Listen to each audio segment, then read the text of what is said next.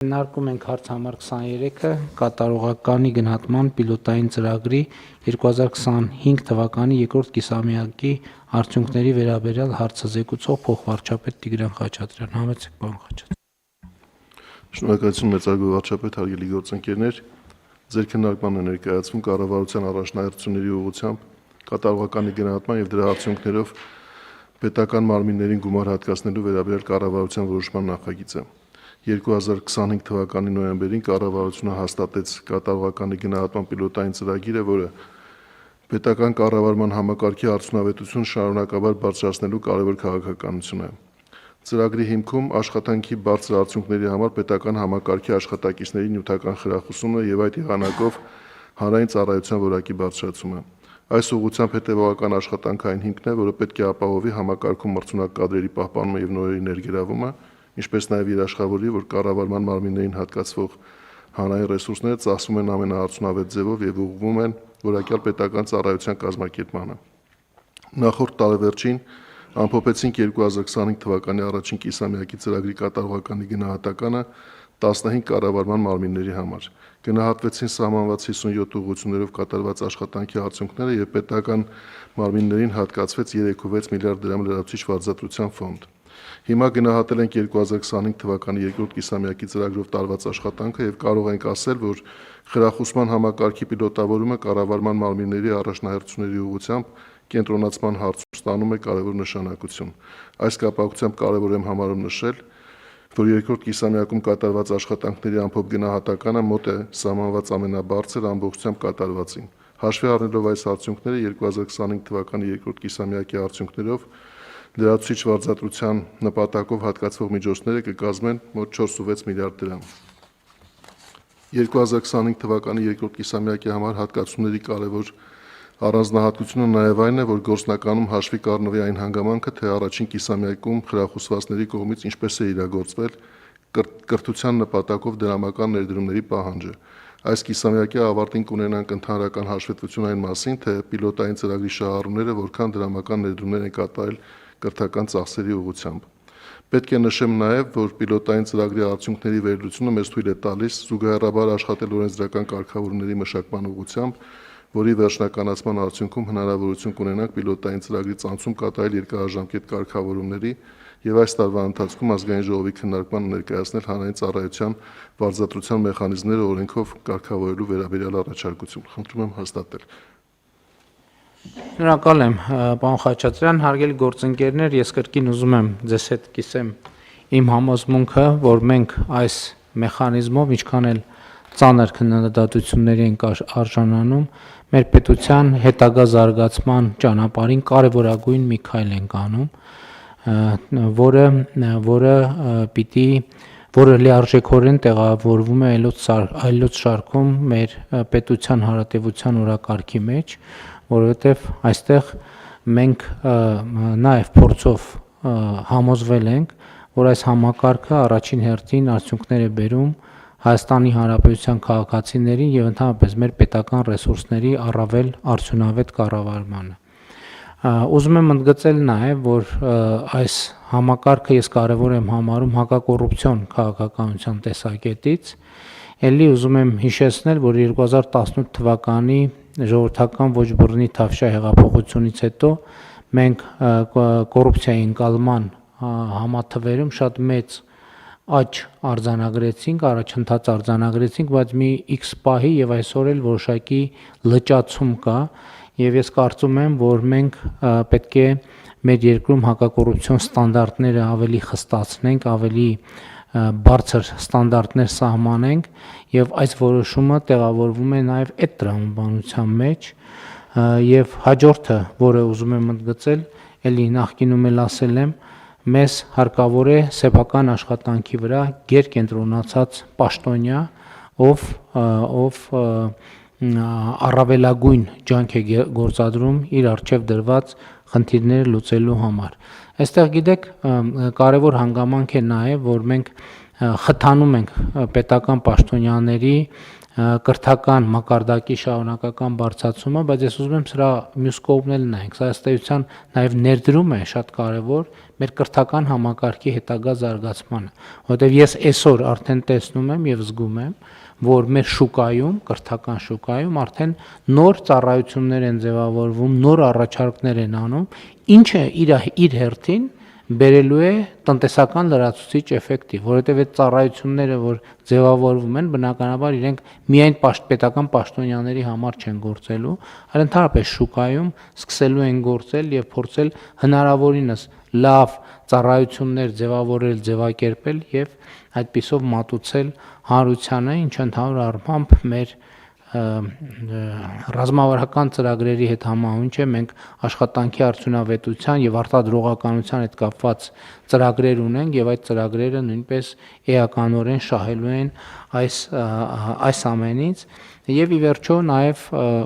մի որոշ ժամանակ անց մենք պետք է այս գործընթացի եւ այս բարեփոխման արդյունքում պետական համակարգում ծառայության անցնելու ավելի բարձր ստանդարտ սահմանենք։ Այսինքն այս փուլում մենք ինչ ենք անում։ Մենք ծառայության մեջ գտնվողներին խթանում ենք, որպեսզի իրենք մենք մեր վրա աշխատենք, հնարավորինս ավելի բարձր որակավորումներ ունենանք, բայց մի X պահի մենք պետք է արձանագրենք, որ որակավորման եւ տարբեր, չգիտեմ, ինչ չափանիշներով եւ բանաձևերով կլինի, բայց որակավորման ստանդարտը, որով մարդը կարող է մտնել պետական ծառայության, էականորեն պետք է փոխվի։ Սկսած կրթական, որակավորման եւ այլն, դա իհարկե առանձին հարց է բանաձևերը քննարկելու եւ մենք պետք է բացառենք այն իրավիճակը, երբ որ ունենում ենք իրադրություններ, երբ մարդը պետական համակարգում անցնում է աշխատանքի, կան այդպիսի դեպքեր ցավոք, այն պատճառով, որ ուղղակի ավելի մրցունակ հատվածում պարզապես չի կարող աշխատանք գտնել։ Եվ ես ուզում եմ մենք հաշիվ տանք ով է սրանից տուժում է պետությունը եւ սրանից տուժում է հանրությունը։ Եվ ելի նախորդ տարվա մեր արդյունքները եւ ցուցանիշները մեզ եւս մեկ անգամ գալիս են համոզելու, որ այս ուղղությամբ ներդրումները իրենք բերում են լրացուցիչ արդյունքներ եւ այդ լրացուցիչ արդյունքները մենք կարող ենք այսօր մատնացույց անել, այդ լրացուցիչ արդյունքը առողջության ապահովագրության համակարգն է, այդ լրացուցիչ արդյունքը կենսաթոշակները բարձրացնելու հնարավորությունն է, այդ լրացուցիչ արդյունքը նաեւ կրթության, գիտության ոլորտում, պաշտպանության ոլորտում մեր ունեցած ձեռքբերումներն են եւ այդ լրացուցիչ արդյունքը խաղաղությունն է, որովհետեւ ի վերջո եկեք արձանագրենք, որ նաեւ Հայաստանի եւ Ադրբեջանի միջև հաստատված խաղաղությունը նաեւ որոշակի համակարգային աշխատանքի արդյունք է եւ այդ համակարգային աշխատանքը կատարում են մարդիկ։ Այդ համակարգային աշխատանքի արդյունավետությունը կախված է նրանից, թե ինչքանով են մարդիկ իրենց աշխատանքի մեջ ոչ միայն մոտիվացված, այլև օբյեկտիվ պայմաններով ապահովված իրենց աշխատանքի վրա գեր կենտրոնացած լինելու։ Եվ ես կարծում եմ, ընդհանրապես Հայաստանում այդ բանը, այդ ավանդույթը կամ կուլտուրա ասեմ, թե ինչ ասեմ, ավանդույթ ասեմ, էդ էլ պետք է որոշակի վերանայման ենթարկվի, որ սովորաբար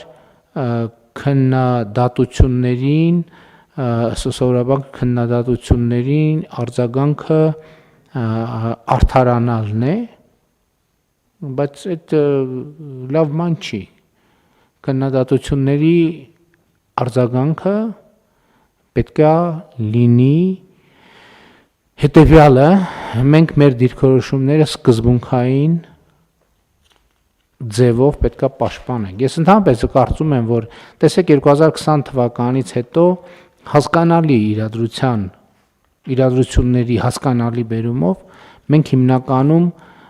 գտնվում ենք բացատրողի, պարզաբանողի դերում, որը նորմալ էր։ Այդ իրավիճակում դա անհրաժեշտ էր, հարկավոր էր, որովհետև կար նրբություններ, որ ինքներս էլ հասկանալու անհրաժեշտություն ունեինք։ Եվ այդ հասկանալու process-ը Նաև մեր հասկանալու process-ը իրականացնում ենք հրապարակային։ Հիմա մենք գտնվում ենք մի կետում, երբ որ մենք մեր ձևավորած Հայաստանի Հանրապետությունը պետքա պաշտպանենք։ Պետքա պաշտպանենք շատ պինդ, պետքա պաշտպանենք շատ ամուր, պետքա պաշտպանենք շատ սկզբունքային, որովհետև մենք ձևավորել ենք մի երկիր, որը ունի հեռանկար, Դա չի նշանակում, որ Հայաստանում չլուծված խնդիրներ չկան։ Էլի ուզում եմ ընդգծել, աշխարհում չկա այդպիսի երկիր, որտեղ չլուծված խնդիր չկա այդպիսի երկիր։ Գոյություն չունի։ Երբևէ չի եղել մարդկության պատմության մեջ եւ երբևէ չի էլ լինելու։ Այսինքն չկա այդպիսի իրավիճակ, այդպիսի երկիր, այդպիսի տեղ, այդպիսի համակարգ, այդպիսի ոլորտ, որտեղ չլուծված խնդիր չկա։ Բոլոր տեղերում կան չլուծված խնդիրներ։ Ընդ որում էլի ուզում եմ կրկնել, որևէ լուծված խնդիր նշանակում է օրակարգ բերել ուրիշ լրացուցիչ առնվազն 3 խնդիր, որը պետքա լուծել։ Էս է աշխատանքը, այսինքն լուծեցիր մի խնդիր, ստացար 3 խնդիր, լուծեցիր 3 խնդիր, ստացար 9 խնդիր, լուծեցիր 9 խնդիր եւ այդպես շարունակ։ Եվ բայց շատ կարեւոր է դիրքավորումը, քաղաքական դիրքավորումը։ Մենք այսօր պետք է սկզբունքային կերպով պաշտպանենք այն Հայաստանը, որը ձևավորել ենք։ Որովհետև մեր ձևավորած Հայաստանը լավ Հայաստան է, մեր ձևավորած Հայաստանը հեռանկար ունեցող Հայաստան է, մեր ձևավորած Հայաստանը անվտանգ Հայաստան է, մեր ձևավորած Հայաստանը ապահով Հայաստան է, մեր ձևավորած Հայաստանը քաղաքացիակենտրոն եւ մարդակենտրոն Հայաստան է, եւ մեր ձևավորված Հայաստանը անընդհատ ռեֆլեքսիա ինքը իրեն ռեֆլեքսիայի ենթարկվող Հայաստանը։ Այսօրվա ես ընդհանրապես այսօրվա Հայաստանով մենք պետք է հպարտանանք։ Որովհետեւ մենք հասել ենք պատմական նվաճման, մենք հասել ենք հազարամյա նշանակություն ունեցող նվաճումների։ Մենք հաղթահարել ենք առնվազն 1500 տարի մեզ հետ տեղի ունեցող անընդհատ կրկնվող պատմական ցիկլերը, Մենք հաղթահարել ենք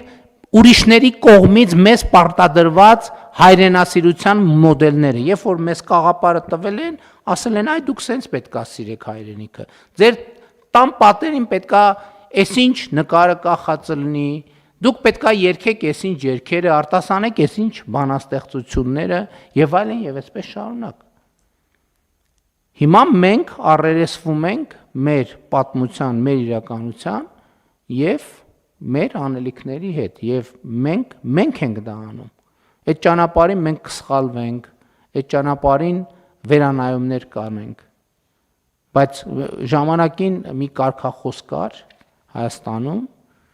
քաղաքացիական հասարակություններ օգտագործում այդ կարգախոսը, հնչում էր այդպես, մենք ենք տերը մեր երկրի, այդ կարգախոսը այսօր իրականացված է, մենք ենք տերը մեր երկրի։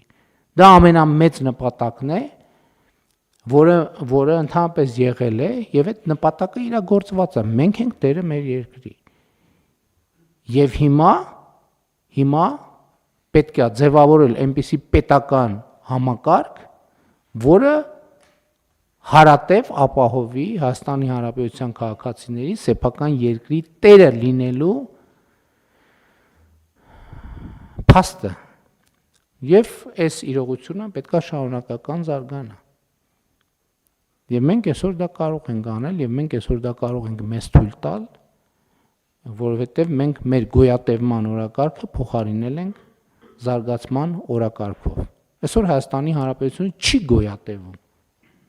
Այսօր Հայաստանի Հանրապետությունը կա,